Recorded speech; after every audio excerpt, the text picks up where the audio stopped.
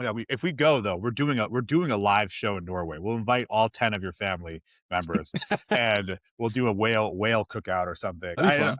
I don't know if there's other like exotic animals you guys eat. Hey, welcome back to another episode of Hogwash, episode 7, but actually episode 6, but actually episode 7. So we're keeping it that way. Mike, we're back. I have a question for you. Yeah. When was the last time you cried? Oh, let's see. Okay, so April 9th was the anniversary of my dad's death. Oh, wow. Okay, yeah, just recently, yeah. And if I think about it a lot, I will start crying. Like not just like a little few tears, but like I'll start like audibly crying. But I really there's something in me that tries to stifle that. I don't know why. Maybe socialization. Yeah. Every now and then my wife will pick up on it and she'll try to comfort me, but I don't want her to hear it. But it feels really healthy when I do it. It feels like cathartic, you know? Yeah, for sure. Yeah. Alternative is you just hold it in. And like, I'm sad to That's not say this. good. Yeah. And on that day, it's like, I tried to avoid it. I almost didn't want to think about it, even though it was the day that I should be thinking about it. So I'm going to make time today to really do that. Even though it was a couple of days after, just really reflect, look at pictures and just feel it. Whatever I'm feeling, just feel it. Don't avoid it. Yeah. What about you? I know you cried when Pam Bondi was fired. Yeah, that was it. So, I'm so happy. No. Hold on, I'm just gonna eat these hard-boiled eggs. Oh, beautiful. I love it. I love it. I try to shame Mike for not making his own hard-boiled eggs. Fuck that. I got to go to work at 4:45. I don't have time to make hard-boiled eggs. I buy them on Amazon for like $4 or $5 for 6 of them. Hey, you should put smoked roe on them. That's super good on hard-boiled eggs and salt. Is that fish eggs? Yeah. Fish eggs on that's the thing eggs. we do in Scandinavia. We make hard-boiled eggs. We cut them in two and put like smoked roe, so like smoked fish egg paste on there. You fucking Scandies. That just feels like a violation against nature, right? You're taking a fish egg and putting out a chicken egg. It just feels wrong. No, it's good. I would totally try that. I'm just kidding. Just quickly, if you don't mind me asking, how many years has it been since your dad passed away? Sorry, swallowing an egg. I'll stop eating now. It was 2017, so 9 years. Oh, wow. It's been longer than... Okay, so actually 2017. So that was pretty much exactly 10 years after my dad passed away. He passed away in 2007. That's right. And you have a tattoo of your dad's name or his birthday? Initial and his birthday and the date he passed away on my arm right here. I can't figure out what to get for a tattoo. I feel like I would, if I were going to get something, it would have to be something like that. But I also feel like, I don't know how to explain it. It feels, and I'm not saying, this is going to sound wrong because I don't think that you did this, but for some reason, if I were to get a tattoo, I would feel like it's performative to other people. Not saying you did that or everybody who has tattoos. I don't feel like you're saying that about me, but maybe it's just not in your style or personality to be a tattoo guy, perhaps. And if you did it, it would seem out of character maybe for you. That's probably it. Yeah. Like I'm wearing a costume, Yeah. Like I'm doing it because Martin did it, and I'm obviously have to follow what Martin does because he's cooler than me. And if I want to be like cool like Martin, no, I'm kidding. No.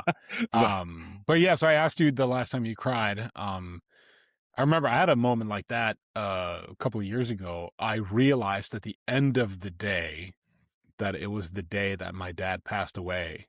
And I felt guilty about not remembering it until the day was almost over. And I was out in the garage doing stuff and I was like, just like ugly crying. But the most recent time I cried, and this happens every time from time to time, I'll just look at my dog and I'll just start crying or start tearing up. I'm like, oh, I love my dog so much. And I get misty. Man, this is why do you do that with your dog? No, this is why all your friends back home say that you've become too American. What kind of shit is that? When I met you, you were some hard-nosed Scandinavian. You wouldn't cry over anything. I remember I was telling you, this is a long time ago. I must have been like 20 years old. I remember I was telling you about my problems with a girl I was dating or trying to date or something. And I remember you had like negative empathy for it. Like you were there, you were listening, but you just could not commiserate with it. And now you're at the point where you look at your dog and start crying. Oh man, negative empathy is fucking perfect. Like it's like yeah, but who gives a fuck? You were like, no, I specifically remember you like trying to listen and understand, but you were like, I just don't get it, Mike. I don't get why this bothers you so much. It was like she must have said something mean to me or something. Oh God, that's so funny. But that's good because it shows an ability for you to grow emotionally. True, but is it a good thing to be able to cry just by looking at your dog? Yeah, I do. I mean, honestly, Or am no, I letting the dog manipulate me because I'm just so... I don't think it's about the dog. I think it's about. I think it's probably bringing out feelings that are already there. Who knows what it is? Maybe you look at your dog and you I don't know, maybe you, Yeah, like, feel its innocence or something, or yeah. maybe, because 'cause you're gonna have a son soon, right? Yeah, So maybe yeah. maybe you're envisioning that. I don't know, but it's definitely not the dog. It's something that you're feeling inside that the dog kind of, conjures somehow. Yeah, probably. I mean, my wife says that despite a certain exterior, I am a big softy on the inside. Are So, you a hard-boiled egg on the inside? Or no, soft-boiled egg? Anyway. soft boiled Okay, egg. we should But yeah, no, I love my dog. This is my first dog, and I just also think this underscores a difference in how you relate to your dog Talia and how Fucking I dog. relate to my dog Percy. That is true. I will I don't let's put it this way. I love dogs and I love my dog, but I don't want another dog. This is my second dog I've had. One was an Australian Shepherd. Talia is a Sheltie. They're herding dogs and they tend to Mm, be very, very loud.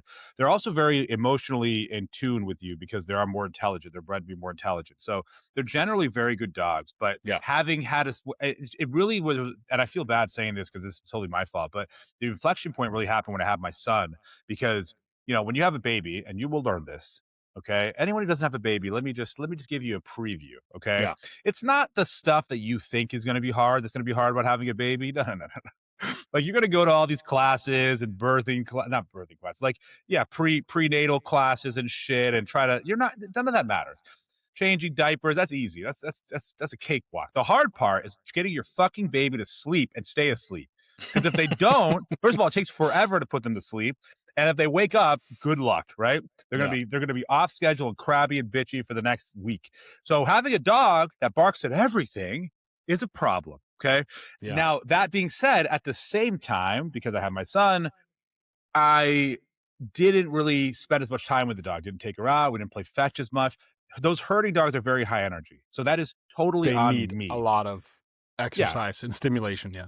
Yeah, so I have tried some things. We were talking about bark collars before the show, but you have a bark collar that does vibration and mine does vibration too. I find it doesn't work.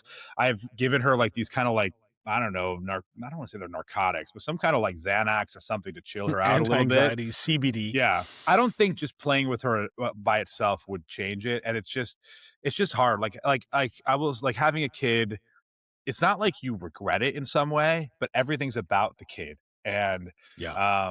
it doesn't mean I can't do better with my dog. I feel Your bad dog because takes a back she's a seat. good Fine. dog. But yeah, something has to take a back seat. That's always my philosophy in life. Everything can't be a priority at the same time. And if Yeah. everything is, then you need to rethink what really is and what really It's isn't. all trade-offs. Yeah. Everything's a Yeah. trade-off. With that said, should we get into some of the main topics, or at least what we're talking about for this episode? Yeah, I really want to talk about how AI is not going to eat the software industry. This has been something that's been going on for months. And I know that we had a bunch of L's of the week too. Yeah, we Uh, got some good ones. yeah, we have some good L's of the week. So why don't we just get into it? I'll just get into it. This is my world here. Yeah. Okay. Hit me with So it. so there has been a lot of talk and assumptions that AI is basically going to displace the entire software industry. This is Basically, not that true. everybody whose job it is to make software are going to lose their job because AI is going to do it more efficiently and more cost effective than them. Is that the fear? Well, that and also that AI will just make software obsolete. Like, why would you need software when AI could just spin up software itself and basically do things that software would have otherwise done? Mm-hmm. And that you don't need the software to do it. Okay, Yeah. this is folly. And I'll tell you why, several reasons why this is folly. I say this, a lot of this has to do with data. And I am big, if people haven't figured out, I am big on show me the evidence. Don't show me the realm, the art of what's possible. Don't show me what might happen theoretically 5 years down the road. Show me the evidence now. Because right now there is no evidence of that. The software industry has been getting cooked particularly really not just this year, really for the last few years. And that's Yeah. been driven by high interest rates because we're in a high interest rate environment. software companies historically have relied on venture funding to get capital. Right. And a lot of them weren't really that profitable because the whole model of growing a software company was let's raise money from venture capital, and all they want to see is user growth. They don't care about revenue or profitability. They care about revenue. They don't care about profitability right now. And then that suddenly just switched. And then suddenly there was a high interest rate environment, and there was a lot of hiring for software companies up from about 2020 to 2022 because people were all Yeah. staying at home, and we thought, well, we need Zoom to do work now, and that was like a new thing apparently.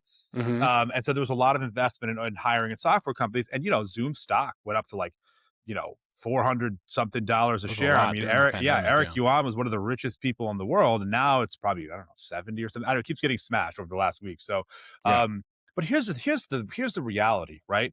The software industry has been hit by contracting multiples, meaning that the What the hell is that? very simple. It just means that the value that's placed on $1 of earnings for a software company is now way less than what it was in 2022.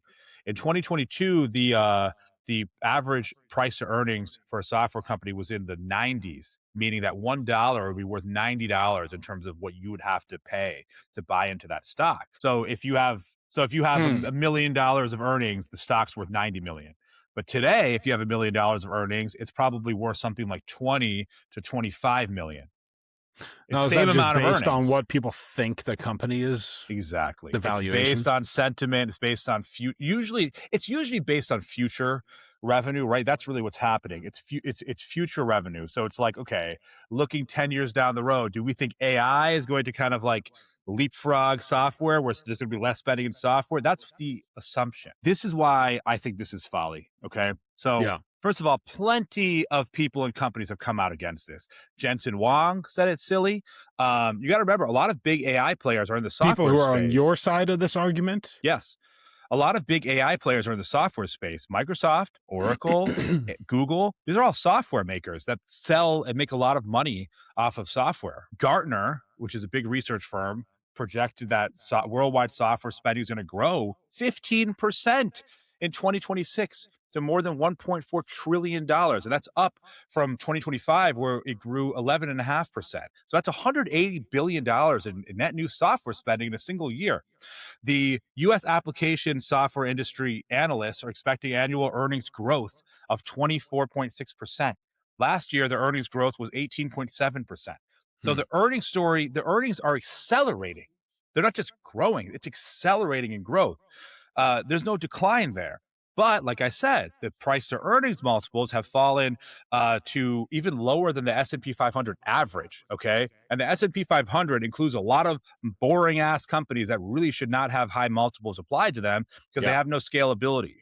Software scales infinitely. Once you build the software, you have kind of like a baseline overhead for running it. But then every time I sell a new license, it doesn't really cost me anything. You see what I'm saying? And that's the difference between a company that sells software and a company that sells, like Marriott or something. Like if Marriott wants to expand to sell more, they could raise the prices, but really they need to build more hotels, which Yeah. is very expensive. Yeah. Or, Delta needs to have more flights. They could sell more seats, but they have to really build more airplanes and get more what do you call them? Those Yeah. routes. But all that being said, tech workers are hurting. These are the people who are being laid off. And granted, not all of the companies laying people off are software companies, but Google's on layoff, Microsoft's on layoffs, Oracle just did a lot of layoffs. And so what Goldman Sachs found is that these people are taking about a month longer than the average worker to find a new job.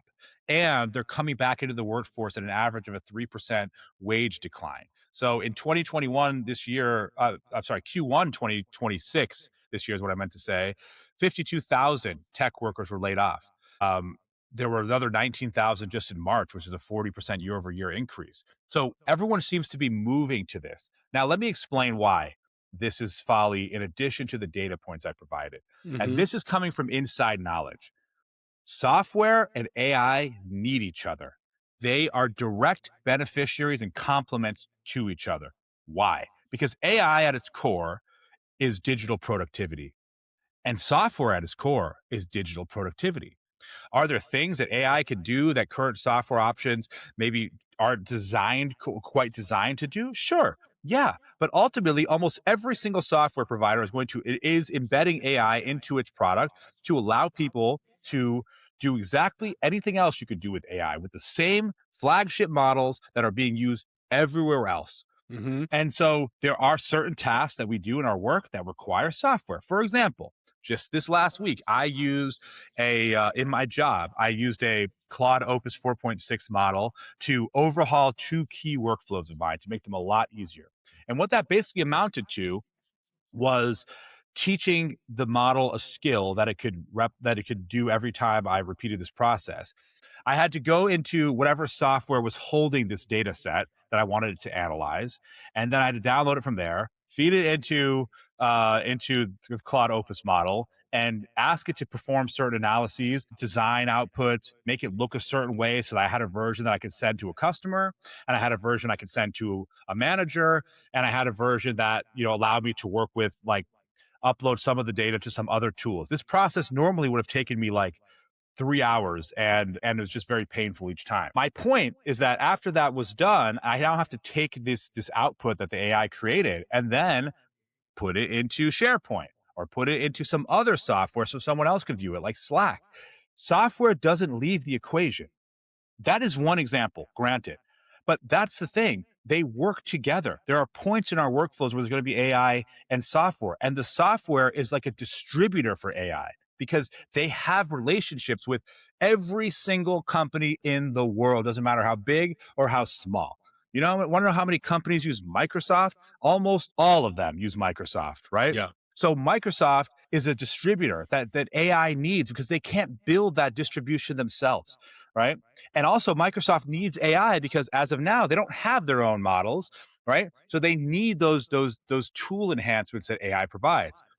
The other thing here is that trying to think that AI will just displace software completely ignores how big companies actually buy technology. It took banks years to start the digital transformation just to move everything from on-premise servers to the cloud because that's just their process. It goes through a lot of reviews, security reviews, through InfoSec, IT reviews, all kinds of shit. And then once they actually decide on a technology provider, there's a whole year to 2 year process where they start rolling it out and creating and doing change management so that they start training people on how to use it, and making sure that they have reference guides and all sorts of resources around it. There is no company that's a big company that's just going to be like, all right, you know what? We don't need Salesforce anymore, even though our entire company runs on Salesforce. Let's just let Claude do that. Let's just let Claude do it because they know it's not tested. It's not really designed for that. And It's AI not a has database. Yeah. yeah, and AI has a tendency to hallucinate things. So if they fucking hallucinate one thing, your whole company's fucked. You have Yeah. absolutely no way to know what's fact from fiction in terms of your company. And it can burn your credibility if you let that go public in some way. Yeah. And so the Yeah. market was kind of hypocritical about this for a while because up until just this last week, hyperscalers like Amazon, Google, and Microsoft and Meta were like their stocks were way down from the start of the year, in large part because they were spending so much on AI. And I always said, well, how could both of those things be true? If AI is going to displace the software industry, those bets should pay off. Like I said, software spending is $1.4 trillion. So if they're spending $600 billion to capture, $1 trillion or whatever, and just in 1 year, right? That's a good payoff. How can you say that those AI bets won't pay off, but also software stocks are down, meaning they will be displaced by AI? Both can't be true. That has sort of shifted in the last few days, where those stocks are up, except for Meta. Meta is up, but it's nowhere near its sort of like rolling 90-day average in terms of its price. I think Meta just has a lot of issues behind it where people like questioning management, like how the fuck did you spend $80 billion on the metaverse? I don't think there's any evidence so far to suggest that AI is being displaced by software. Everything we've seen so far is theoretical. Software spending is going up and AI spending is going up. And I don't know why people in this instance, and when they talk about AI replacing jobs, think that it has to be one or the other. It can be both. Who is like the main public person or institution Detractor? who seems to think that it's gonna chew into and overtake the software industry? Uh, Or is it just based on layoffs in really, I mean, companies that make their money from making software? it's really the markets that are acting this way, and companies and executives respond to the market. So if the market says, Yeah. hey, look, like, and they don't have to say it explicitly, but if the market starts questioning whether Intuit, which makes QuickBooks and Credit Karma, then they will say, okay, well, maybe we need an AI play, which they have. I want to say with Anthropic, they have a partnership with Anthropic. I mean, look at Google, right? Google search is now what? It's basically like you have AI mode and then you have search mode, right? And they kind of interplay with each other because there are times when you need both. And this kind of goes back to a couple of years ago. Everyone thought AI was going to eat Google search. And so Google stock was down for a while. Well, that didn't happen. Is a lot of search happening on AI? Yes. But Mm, Google search is still really strong. My point is that both can coexist. And the markets are just off about this. And I think that once interest rates, and I don't know if they're going to get cut now because the inflation report just came out, it was 3.3%.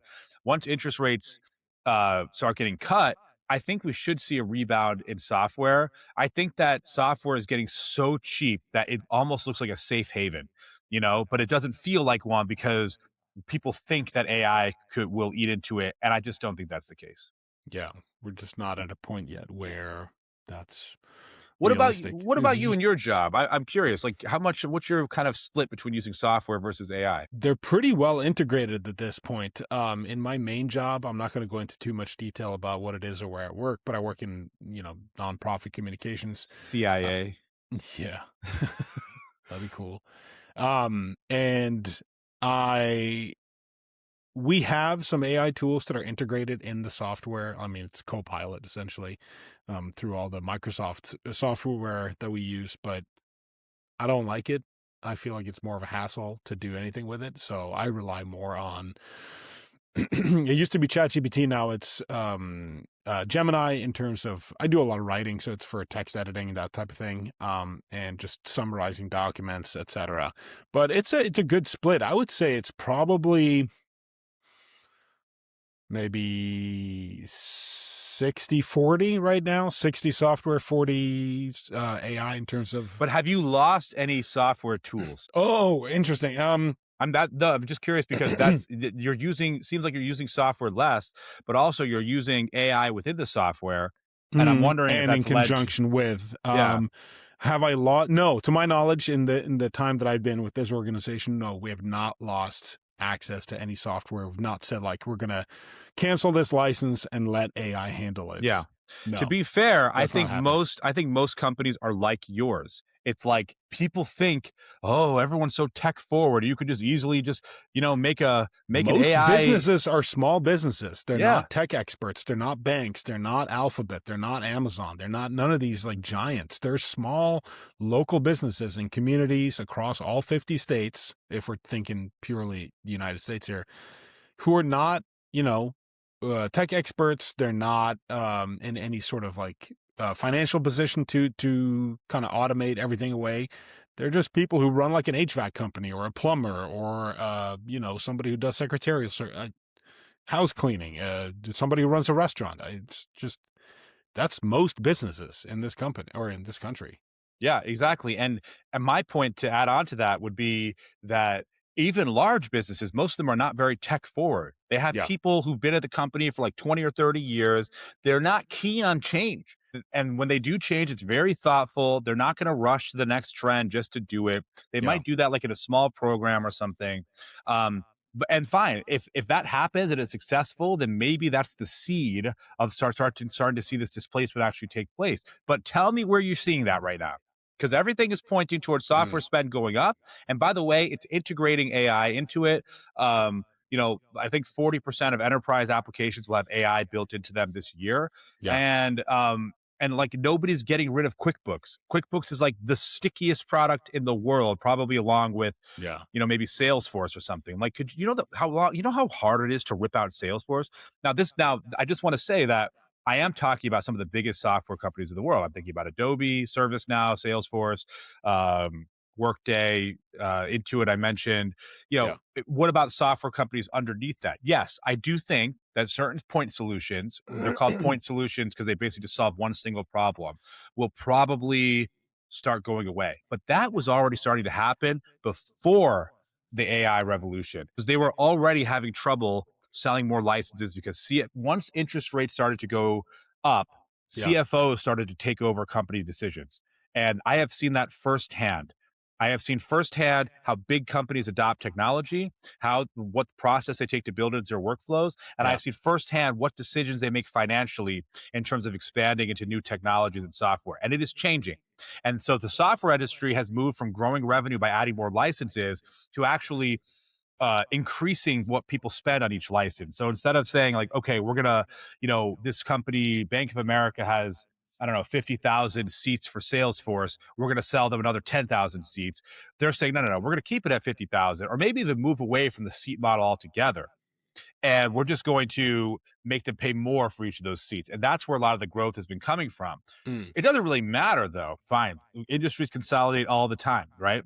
There's going to be AI companies that consolidate in a few years because, they just couldn't raise more money or something. So, and by the way, to your point, about almost half of the entire workforce in private sector works for small businesses. So, Yeah. I don't see You where this were a is small happening. business owner. What? I was. Yeah. Were you at any point like, I'm just going to get rid of all of the software that deals with customer interaction and inventory and work, HR management? Like, I'm just going to get rid of all of it and shoehorn it into You Gemini or can't. Claude or whatever. Yeah. You can't do that. HR, especially, there's so much compliance things involved in that. Yeah. Making sure you're paying for workers' comp and all this stuff. You can't just fucking Claude build that up. But what I would do, and this is where I think AI will probably eat some jobs and this has already been well established, but like administrative, clerical jobs will probably be destroyed by AI. And those, unfortunately, it's not a high percentage of all the jobs out there. It's maybe about 5 to 6%. But those, Mhm. unfortunately, will have trouble moving into new jobs, right?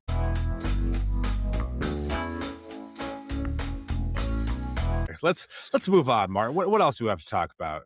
Let's see here. I think we got some really good big L's of the week here. We got a nice list here. I think we should just get into some of those. Well, we got a big ruling on Kalshi. This is an L because Kalshi, our least favorite prediction market, actually, I don't really have an opinion. I hate them all. Wins a big ruling that they are only going to be regulated by the CFTC, not state gambling regulation. So this was about New Jersey, and the Third Circuit Court of Appeals ruled 2-1 that New Jersey cannot enforce its gambling laws against Kalshi, finding the company's sports-related event contracts are swaps under the Federal Commodity Exchange Act and fall under the CFTC's exclusive jurisdiction, not state gambling regulator. So that's a huge L because It's states an L that they got a dub, basically. exactly, because states have been trying to use state gambling laws to curb prediction markets, which I think are predatory, especially to Oh, my young, God. desperate men. The CFTC has been actually suing different states like Arizona and Connecticut and Illinois to prevent them from doing this, which I don't know why. Like they would care that much, but it Right. may be because Don Jr. is on the board of Kalshi. Maybe I'm just guessing. Might have something to do. It might be a conflict of interest, right? Potential of influence there. But yeah, for those who don't know, the CFTC is the Commodity and Futures Trading Commission. Thanks, Martin. I actually didn't remember what it stood for.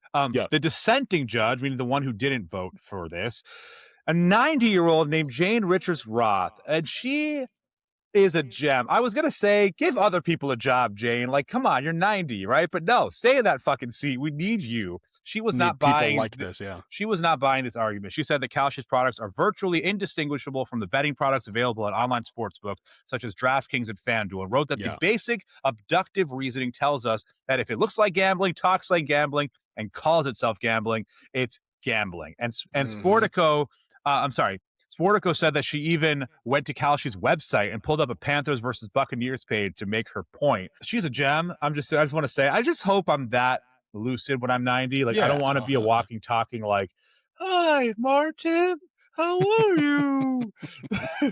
Oh, nice weather. What? I don't know. Sorry, that's mean. Does that mean I only say it because I'm kind of like trying to make myself feel better about one of my biggest fears. That is probably my biggest fear. Growing old and losing your mind. Yeah, like Yeah. dementia, seriously. So Yeah. I feel like I can accept it better when I try to laugh about it. So that's my humor is my shield. Anyway, Coping mechanism. Yeah. yeah. So okay, so this is this is a big deal because we don't want prediction markets to have less regulation. They need more regulation. And as we know, like I said, Donnie Jr.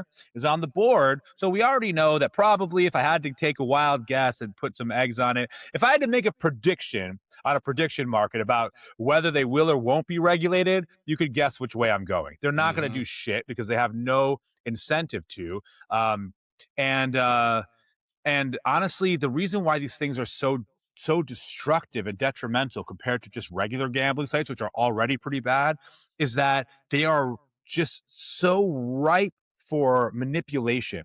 And On a abuse normal and gambling insider site, trading. Yeah. yes, but here's why. Because on a normal gambling site like FanDuel, you Mm. or I are betting on an outcome. If it happens, it happens. If it doesn't, it doesn't happen, right? Yeah, you Yeah. can potentially manipulate that outcome somehow, but here's what's bad about these. You're basically buying options contracts, and an options contract changes in value. So I could buy an option contract today. Let's say something has a 15% chance of happening. I buy the options contracts for it not happening, for it happening, which is only a 15% chance. So those options contracts are cheap. Then I start posting on social media to say, hey, I'm an insider and I happen to know that this thing actually might happen. Then everybody else starts buying them.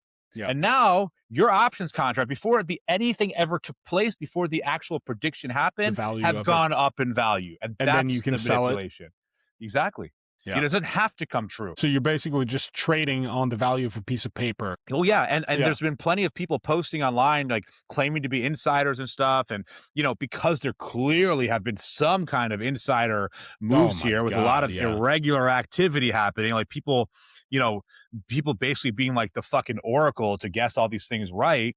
Like people want to find out who those people are, and it just lends itself to being manipulated. That's why in my opinion, that's why it's worse than gambling, and the fact that you can basically bet on anything. I mean, sports, at the very least, sports gambling is, granted, there's sports that happen all year round, but it is a finite number of things you could bet on. This is like almost infinite, right? Literally And almost anything. Yeah. yeah, and there's just things that you shouldn't be betting on, because once you get money involved, like I shouldn't be betting on, on people dying or whatever, or anything that causes harm to people. And I fucking hate these things. And I think that they're literally just predatory.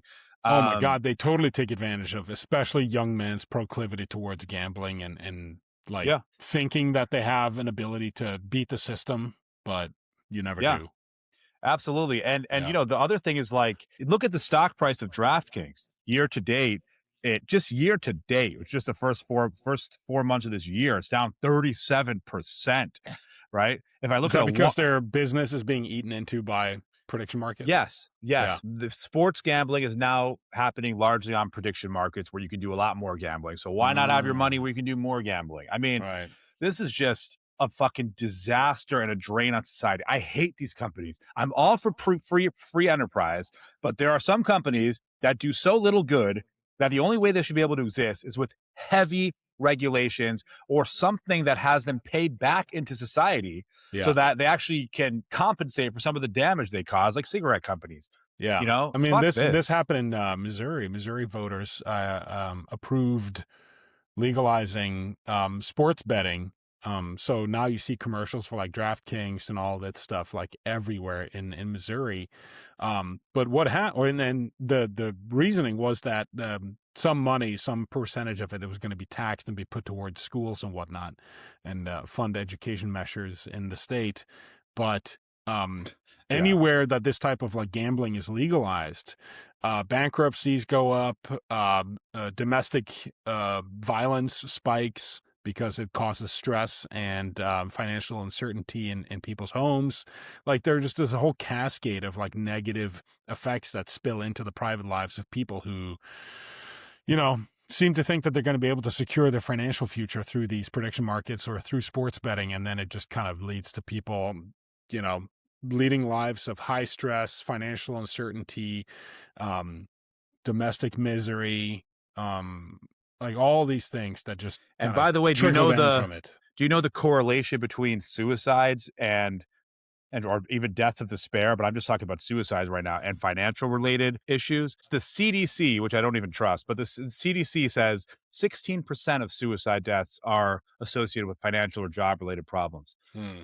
And that's probably more when you well, definitely more when you factor in just deaths of despair, meaning deaths by overdose or by alcohol. Yeah. And so this is particularly detrimental to Egregious. Yeah. men. And I want to Yeah. add one more thing before we wrap this up. Oh, yeah. This ruling doesn't mean that this fight is over. We're going to have more court hearings about this. The Ninth Circuit in San Francisco is hearing a very similar case next week, and 39 state AGs have sided against the platform. More than 10 bills have been introduced to Congress to impose restrictions. So this is Hmm. possible. This can go to the Supreme Court, but this is like there's a huge disconnect here between what the states actually want and what the federal government wants, and we can only guess where that's coming from. Some Hmm. people, Don Jr. included, have At the top. clear conflict of interest. I mean, that Stand to is, benefit. Yeah. I can speculate, I can conjecture, I can say that's almost definitely true. The fact that he's on their fucking board says all you need to know. What Yeah. interest does he have to fucking make sure they don't get, regulatory hurdles? So Yeah. anyway, fuck them, fuck Yeah. prediction markets, fuck the administration, fuck everything. Yeah. Hey, do you mind if I toss in a biggest L of the week here that actually wasn't in our notes? Yeah, Martin, come on, Yeah, give let me me some surprise L's. you here. Shower me with some L's, Martin. Come on, I like to be L'd on. There's it's a connection connected back to AI, of course. But this is something that a buddy shared with me. And it was reported by Wired magazine a few days ago on April 9th. So this is the headline. This is OpenAI backs Illinois bill that would limit their liability for AI-enabled mass deaths or financial disaster. So OpenAI is throwing its support behind an Illinois state bill that would shield AI labs from liability in cases where AI models are used to cause serious societal harms, such as deaths or the serious injury of 100 or more people, or at least $1 billion in property damage. The bill would shield frontier AI developers from liability for, quote, critical harms caused by their frontier models as long as they did not intentionally or recklessly cause such an incident and have published safety, security, and transparency reports on their website. It defines a frontier model as any AI model trained using more than $100 million in computational costs, which would likely apply to America's largest labs like OpenAI, Google, xAI, Anthropic, and Meta. And a spokesperson named Jamie Radis said in an email statement to Wired that, quote, we support approaches like this because they focus on what matters most, reducing the risk of serious harm from the most advanced AI systems while still allowing this technology to get into the hands of the people and businesses, small and big, of Illinois. To me, it just sounds like an attempt to lay the groundwork to limit their liability. It sounds like they have really good lobbyists. That's what I'm hearing, Martin, because it only affects frontier models, which is only models that have cost $100 million or more in training or whatever. What the fuck? This is literally just like something like nobody asked for this. And it only benefits a handful of companies. There's no benefit to society. It's just to protect those companies, which, by the way, are not cash strapped. The fuck? Where the fuck is this coming from? Well, so yeah, to me, it seems like they're laying the groundwork to try to limit their own liability for if AGI becomes a real scenario in the future. Like, we don't want people to use our tools to cause, mass harm or mass death or financial disaster. So we're going to try to lay the legal groundwork now to make sure we don't get in too much trouble later. But I mean, that's literally like the opposite of, that's basically the protections that until recently, YouTube and Meta and social media companies had. We're not liable for anything. We don't have to worry about how we design our products or what guardrails we put in place. Why? We've already seen how that plays out. And I'm not saying they're apples to apples, but like it is kind of in some ways. It reminds me of, I'm going to eat an egg. Eat an egg. It reminds me of how weapons manufacturers in some cases have been sued because their weapons have been used in like school shootings and whatnot. Like, good, hold them accountable. Your weapons shouldn't be in the hands of mentally disturbed 17-year-olds or whatever. So the more they do to use their resources to protect people, the better. And I think if they can demonstrate that they took reasonable precautions, legally speaking, they should be able to, be unscathed from that. But if they Hmm. don't, which a lot of them don't, at least don't take away the incentive to do that. Come on, man. Yeah. Stupid. Anyway, so that was one I had that wasn't even on our list of notes here. All right. I finished my egg. All right. All right. Let's go through a couple more quickly. All right. We have oh my God, we have some juicy ones here. All right. This one's really quick. I just want to say it because it's funny. Microsoft's TOS says that, Terms of service. yes, says that Copilot is for entertainment purposes only. That's like how Fox News says that, we're not a news source, we're a punditry channel, and you shouldn't rely on us for any sort of like factual reporting in court filings or whatever that was. Yeah, exactly. Yeah. So they basically said that you shouldn't take it seriously at all to do make any important decisions. Obviously, this is just lawyer speak, but like people found this. It's very funny. And it's just funny. It's like, why? Come on, man. Come on, man. Actually, a lot of companies are moving towards like simpler TOS. All right, moving on to the next L of the week. Who the fuck is David Zaslav, and why is he getting $887 million in a golden parachute? Martin, you don't know DZ, the CEO of Warner Brothers Discovery? Come on, this guy's been shaking up Hollywood for like years now. So this guy was the CEO of Discovery Networks, and then brokered some crazy deal to buy Warner Brothers a couple years ago from AT&T, which saddled the new company, Warner Brothers Discovery, with a ton of debt, over $50 billion in debt, and not nearly enough cash flows to pay that off. But he's actually done a pretty good job of offloading some of that debt down to about $39 billion. And then as we all know, the deal happened with Netflix, and then that didn't happen. And then Paramount Skydance came in, which is owned by the Ellisons, to buy Warner Brothers for about $77 billion, something like that. I think that's the price. Yeah. And so he is getting an $887 million golden parachute. The issue with this, now I actually think it's justified, but but I'll get into why this is being protested. So ISS, why is this an L? This is an L because I assumed it was an L just because it's an obscene amount of money, but maybe not. I think the whole thing is kind of an L. Like, okay, this guy is getting rich off of the fact that he sold Warner Brothers to a company that we don't want to own Warner Brothers. There's a lot of reasons why it's an L. I'll get into that. But what's happening here is that ISS, Institutional Shareholder Services, is telling their customers, which basically is it's like a proxy company. So it's like tells institutional investors how they should vote on certain things because everyone who owns a share can vote. To basically vote against his share package. Now, his pay package. His pay package includes about 500 million of it is unvested stock that will automatically vest and when the deal closes. Okay. Right. 335 million is an excise tax gross up, which basically means it's like a gift to offset taxable income. Right. Oh, wow. Yeah, but it's still money that comes technically from shareholders because if it didn't go to if it didn't go to him, it would go to the shareholders, right? So a little bit of griping over that. But look, let's look a little deeper at this. I don't think that it's the pay package to me isn't that big of an issue considering the value he's created. WBD was trading at $7 to $8 a share in September. And then he created this bidding war between Netflix and Paramount Skydance. All right. And just that bidding war alone moved the price from like $27 a share. So it went from $7 to $8 a share to $27 a share. And then the bidding war that he created added another $7 billion to the purchase price. So I don't understand how any shareholders could not be happy with DZ right now. Like they should be fucking on the floor, rubbing his feet and shit. Like he should be a god to them. But this is what happens, when like the deal's done. And so people just get greedy about trying to make sure every dollar goes to them.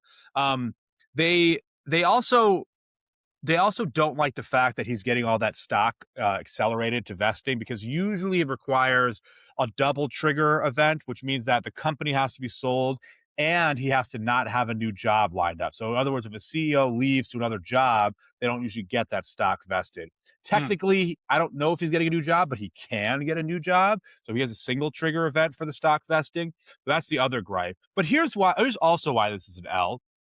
And I want to ask you what you think about this because you're a film guy. I'm sure you have opinions on this deal in general. But what makes me happy is to know that this sale to Paramount Skydance will make them completely buried in debt. They will have $80 billion in debt, which is about 4.3 times their earnings, which is so bad that Fitch Ratings, which is like the premier asset rating company, downgraded their bonds to junk status, which means that retirement accounts can't buy them, are not allowed to buy them, right? So it's like, plus they have to pay a lot higher interest rates on that debt because it's junk status. So, Martin, what do you think? I don't know. I'm confused because I thought you said that he should be worshipped as a god by shareholders because he created so much value. And you said you thought, if I understood you correctly, that the financial compensation that's being awarded to him was deserved in some That's what way. I think. I think that you created so much value, like just the fact, just going from, adding $7 billion to the share to the sale Sale price, price. just from going from putting the bidding war together between Netflix and Paramount. I mean, that alone has to be worth something, right? But I want to hear it from a film buff's perspective because I know that people in the film who are film enthusiasts or in the community Yeah. or work in that industry fucking hate this guy and what that basically that this deal was allowed to Well, I be don't know too much about consummated. it. I really don't know anything about him, and personally. But I wonder if it's going to lead to less competition in the film industry, and it's just going to consolidate more and more big industry players, and it's going to lead to like less interesting creative output. That's my immediate reaction, is that this consolidation of Warner Brothers Discovery into Paramount Skydance is just going to make it so that they control more of the business, and for that reason they can kind of trample over everybody else who might have something interesting to offer the industry. uh, Yeah. I mean, that More. is what's happening. Yeah. But my opinion is that that's more due to the unit economics. Like, it's just really expensive to make especially like think about Warner Brothers, right? There's a reason why they've changed hands so many times. It Yeah. is not cheap to make some kind of, highbrow scripted drama like Game of Thrones, right? I mean, think Yeah. about all the projects they've pulled over the last couple of years because of money. And DZ, who was CEO of Discovery, right? That is not their MO. They make really low production value garbage on Discovery, right? TLC and Discovery. And then Yeah. he goes and he's like, what the fuck is this HBO fucking, how much are they spending on this Harry Potter project? Like Batgirl and shit. But I think you're right. But I think the consolidation was going to happen. It's just that, I would have liked to see it go to someone else because, Netflix is already the biggest one of the biggest player, really, if you look at the size of their company Yeah. in the film and TV industry. But they have a tendency to not be like laying people off all the time. They generally try to take care of people. But I mean, the people who bought this are also the owners of or largely shareholders in Oracle, and they just laid off 30,000 people, and 15% of Paramount after buying it, right? So that's where it's going, and that's why everybody should be up in arms about this. And also the amount of debt they're taking on forces them to do that. They have to offload people. I think that it was inevitable for it to get Mm. sold, but did it have to get sold to them? I hope that somebody challenges this down the road and says, hey, this is antitrust. They're going to have too big of market share. This was not treated with the same kind of antitrust scrutiny that other deals are treated with because this guy is friendly to the Trump administration. Very Ah, friendly. okay. I see. Yeah. Anyway, Yeah. interesting thing. I don't Do you have know. any uplifting news you want to take us out on? I got a couple of. Let's see. What do I have in my notes here? Phil's Coffee pulls their pride flags from their stores. Fuck them. You used to live in the Bay. Was Phil's Coffee a big thing? Phil's coffee's really good. Yeah. Well, you're gonna go there now. Yeah, I don't care much for like flags. To me, it's just so. It's like what again, like the Southwest thing we talked about in the last episode. Like, what is the point to do what? They were acquired by a private equity firm not too long ago, and I assume that's Mm, where this is coming from. But it's just like, probably. Yeah. why? You're in San Francisco. Why? Yeah. Who's gonna Like what care the in that fuck? area? Yeah. And also, just what are you doing? I don't get it. Like, this is a coffee shop. Like, that's fucking whatever, Well, man. maybe Anyway, that's the reasoning. This is a coffee shop. We don't need to be signaling some sort of like political posturing with store decoration. Just sell coffee and shut the fuck up. Maybe that's what the private equity people are thinking. Okay, but we're talking about just, we're talking about a very simple message, which is like, hey, this is a welcoming institution.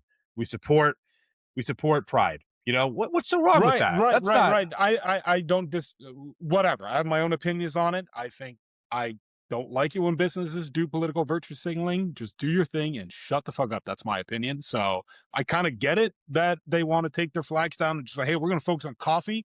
All the other stuff that has to do with pride, that's somebody else's domain. We're not even worried about that. Yeah, We're going okay, to but sell I coffee would and be the best at selling coffee. fine, but I Fine. would say that even taking it down is political virtue signaling. Like, you had it up, somebody decided that. Right. But they're in an impossible position. Should they virtue signal one way or another? So no matter, I But guess it can be interpreted that way. But yeah. I guess I would say, like, for just business perspective, my personal feelings are I fucking hate businesses that do this. I think that it's egregious to not be able to say something as simple as, I support Pride. Come on, it's such a simple message, right? It's like saying, I support women or something. Like, it's like, how could you possibly not be for that? Number one. And then number two, business wise, why? You're just going to alienate customers. You're not going to attract new customers who are like, oh yeah, I like Well, the fact. possibly other places in the country, but probably not in the Bay Area. Bay Area is like the most progressive, welcoming place in the world. It's very, very Exactly. eager to signal their, social cost standpoint. So, Exactly. and at least in the Bay Area, I don't really understand why they had to do this, but if they want to establish something in the Deep South or in the Midwest, then yeah, whatever.